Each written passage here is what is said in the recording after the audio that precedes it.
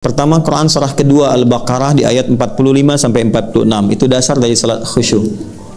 A'udzubillahi minasyaitonirrajim. Allah berfirman, Bismillahirrahmanirrahim. Wasta'inu bis-sabri was-salah wa innaha lakabiratun illa 'alal khashi'in. Dan jika Anda punya persoalan dalam kehidupan, terima dulu dengan sabar. Ini indah sekali kalimatnya. Kata Allah, jika Anda punya persoalan dalam kehidupan, terima dulu dengan sabar. Karena ujian itu diberikan oleh Allah hakikatnya untuk meningkatkan kualitas hidup, bukan untuk menjadikan kehidupan bermasalah. Indah. La yukallifullahu nafsan illa usaha. Inna ma'al usri. Jadi ketika diuji oleh Allah, terima dulu. Nggak mungkin Allah uji kalau saya nggak sanggup. Yang kedua, pasti selesai. Pasti selesai. Itu secara psikologi menyamankan. Nanti setelah itu, bawa itu dalam sholat, kata Allah. Ternyata salah satu desain sholat itu bukan sekedar menjadi kewajiban untuk pembuktian keimanan kita pada Allah, sekaligus juga menjadi rahmat Allah untuk mengentaskan semua persoalan kehidupan kita. Karena itu dulu kalau Nabi mengalami persoalan tertentu, sampai ke ulama-ulama kalau punya hajat yang khusus di luar sholat fardunya, mereka sholat. Al-Imam Al-Bukhari menulis kitab Sahih Al-Bukhari 97 topik itu 16 tahun. Setiap akan menulis satu hadis, beliau sholat 2 rakaat. Sholat. Ternyata dalam sholat itu kita curhatkan apa persoalan yang kita bawa. Diungkapkan dalam hati lewat sujud, atau dihadirkan di pikiran ketika mengucapkan iyyaka na'budu wa iyyaka nasta'in. Nah, itu yang dilakukan sunnahnya Nabi dan Rasul. Karena itu semua Nabi, semua Rasul sholat. Nabi Musa salat, Quran surah ke-20 ayat 14, wa aqimis salata lidzikri.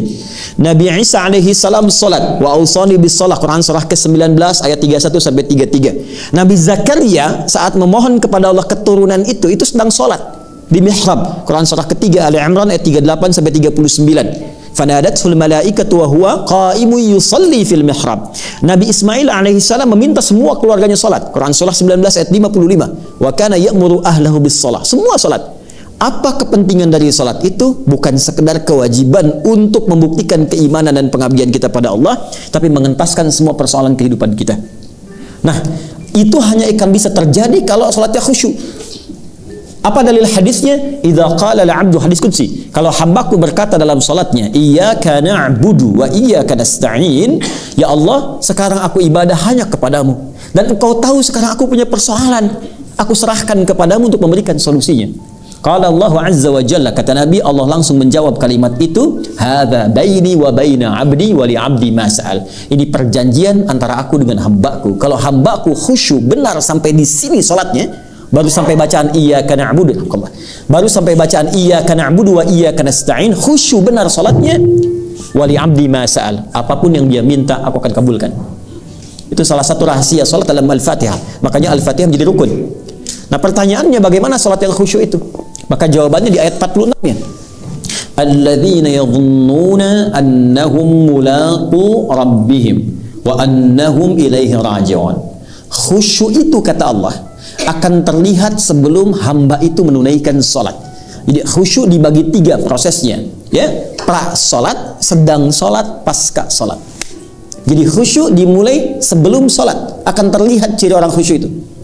Bagaimana cirinya? Alladzina yadhunnuna annahum mulaqu rabbihim. Orang khusyuk itu saat akan sholat, dia sudah bersiap-siap merasakan akan menghadap kepada Rabbnya. Rabb itu tingkat tertinggi yang memberikan segala dalam berkehidupan. Kebutuhan, perhatian, perawatan, salah dimaafkan, dosa diampuni. Anda punya pimpinan, hierarkinya tertinggi. Ketika akan menghadap pimpinan, tampilannya beda kan? Anda dipanggil presiden, menghadap ke istana, apakah akan menggunakan pakaian biasa? Tidak. Pasti akan dandan kan, rapi kan. Makanya orang khusyuk itu, kata Al-Quran, akan menghadap Allah, sudah merasakan yang tertinggi yang memberikan segalanya untuk saya, maka dia siapkan dari penampilannya pun beda. Quran surah ke-7 Al-A'raf ayat 31. Ya bani Adam khudhu zinatakum 'inda kulli masjid. Hai anak cucu Adam, kalau sudah tiba panggilan dari masjid, Allahu Akbar, kenakan pakaian terbaiknya. Orang khusyuk itu dari pakaiannya kelihatan. Dia siapkan yang paling baik, tidak harus mewah, yang paling baik, yang paling layak, yang paling nyaman. Dia siapkan wangian untuk laki-laki, ya. Dia usahakan mendapatkan yang maksimal. Dari mulai berpakaian sudah kelihatan. Yang kedua, wa annahum ilaihi raji'un. Yang kedua, dia rasakan sebelum memulai sholat. Sholat itu boleh jadi menjadi yang terakhir dia tunaikan dalam hidupnya. Jadi kalau pengen khusyuk, tips yang kedua, rasakan saat akan sholat. Boleh jadi ini adalah sholat yang terakhir yang akan ditunaikan. Makanya Nabi sebelum sholat sering mengatakan, "Shollu sholatan muwadda." Kata Nabi, sholatlah kalian sekarang seperti sholat perpisahan. Bapak Asep ada di sini? Asep ada? Kalau ada saya ganti ya. Ah, ini pasti nggak ada nih. Cepi ada? Hah? Ada? Nggak ada ya? Baik. Pak Cepi dipanggil Allah, apa artinya? Tinggal kan? Makanya ujungnya wa annahum ilaihi raji'un, ujung 46. Wa annahum ilaihi raji'un. Baik, azan itu artinya apa? Panggilan. Panggilan dari siapa? Allah. Berarti kita semua dipanggil siapa? Ah, tahu kapan kita akan kembali? Tidak. Boleh jadi dalam sholat itu kita pulang. Tidak ada yang paling indah kepulangan itu kecuali dalam ketaatan. Dan yang paling indah bukankah saat sujud? Insya Allah sujud, tiba-tiba ya ayyatuhan nafsul mutmainnah hilang. Mau begitu?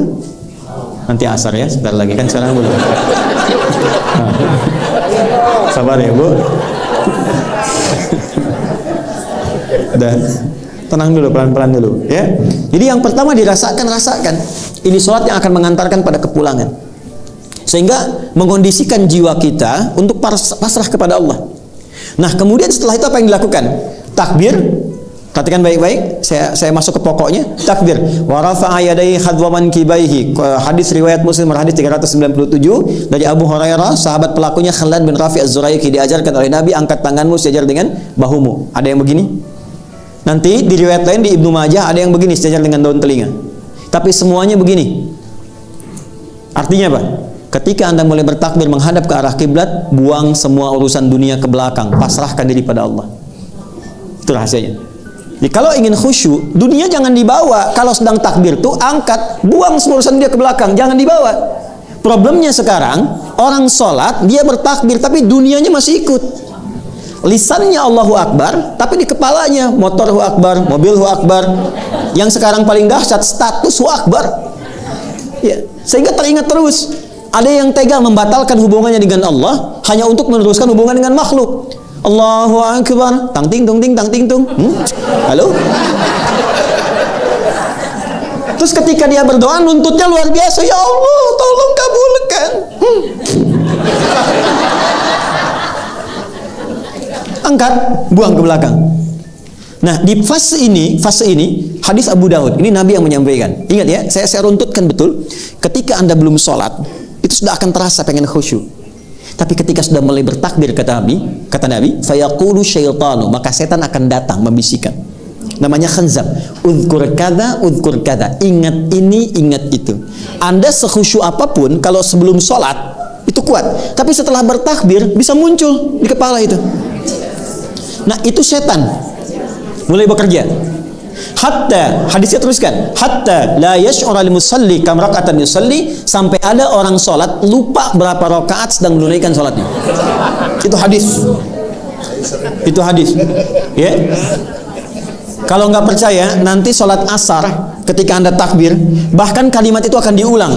Akan ada yang membisikkan di telinga Anda, itu setan. Itu setan itu yang membisikkan itu. Sudah mulai muncul. Untuk mencegah itu caranya bagaimana? Pindah ke Quran surah 29 ayat 45. Ini yang tadi saya tuliskan. Saya yakin Anda tengahnya hafal, tapi awalnya jarang dibaca, itu problemnya.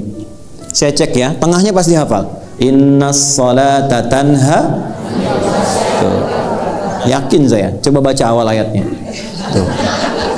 Padahal innas salata tanha 'anil fahsya'i wal munkar itu hasilnya, kuncinya awalnya. Utlu ma uhiya ilaika minal kitab wa aqimis shalah. Itu awal ayatnya. Utlu secara cepat karena waktunya terbatas, dari kata tilawah. Ada qiraah, ada tilawah. Kalau qiraah cuma baca, secara umum maknanya membaca tidak menuntut pemahaman. Itu qiraah. Orangnya disebut qari. Kalau Anda ada acara, ada pembaca Quran disebut qari kan? Kan dia cuma baca kan? Tidak menerjemahkan kan? Baik, tapi kalau bacaan itu menuntut kita untuk memahami dan mengamalkan apa yang dipahami, itu namanya tilawah. Karena itu biasanya kalau ada qari baca, di sampingnya ada penerjemah untuk memahamkan. Siapa namanya? Sari tilawah. Mungkin boleh jadi waktu itu yang pertama kali tilawah Busari, makanya Sari tilawah. Kalau Pak Heri maka menjadi Heri tilawah, karena bahasa Arabnya cukup tilawah, nggak ada sarinya gitu, asalnya begitu. Di tilawah itu artinya baca, pahami, amalkan. Rumusnya kata Quran, kalau baca saja iqra, kalau pahami, amalkan utslu. Maka ayat yang mengatakan, hei sebelum sholat, pelajari dulu semua bacaan sholat. Pahami. Kalau sudah paham, jadi ketika tangan mengangkat, lisan bicara Allahu Akbar, fikiran menerjemahkan. Sehingga fikiran kita tidak dikuasai setan. Allahu Akbar, fikiran menerjemahkan Allah Maha Besar, hati meresapi, ya Allah, aku sekarang mengikrarkan Engkau Maha Besar, tapi bahkan sebelum sholat aku merasa besar dari orang lain, sombong dari kawan, angkuh dari pasangan, merasa yang paling terhormat, lebih daripada orang lain. Aku bertaubat ya Allah. Maka Anda katakan, Allahumma ba'id baini wa baina khataayaya kama ba'adta bainal masyriqi wal maghrib. Ya kecilnya itu pengakuan, ya Allah, aku mengakui selama ini aku banyak salahnya, tapi aku memahami Engkau banyak rahmatnya. Maka mohon jauhkan antara aku dan kesalahanku di hari kiamat nanti, sejauh Engkau jauhkan timur dan barat yang tidak pernah bertemu satu dengan keduanya. Karena setiap kesalahan akan dipertemukan dengan pemiliknya. Wa may ya'mal mithqala dzarratin syarran yarah. Ya, kita minta dijauhkan. Kalau perlu ya Allah, hilangkan dengan es yang sangat dingin, bil ma'i wath thalji wal barad. Atau kita katakan wajjahtu wajhiya lilladzi fataras samawati wal arda hanifan muslima wa ma ana minal musyrikin. Inna salati wa nusuki wa mahyaya lillahi rabbil la syarika lahu wa bidzalika umirtu wa ana minal muslimin. Itu dalam sekali. Ya Allah, aku taubat. Aku hadapkan diriku pasrah sepenuhnya kepadamu.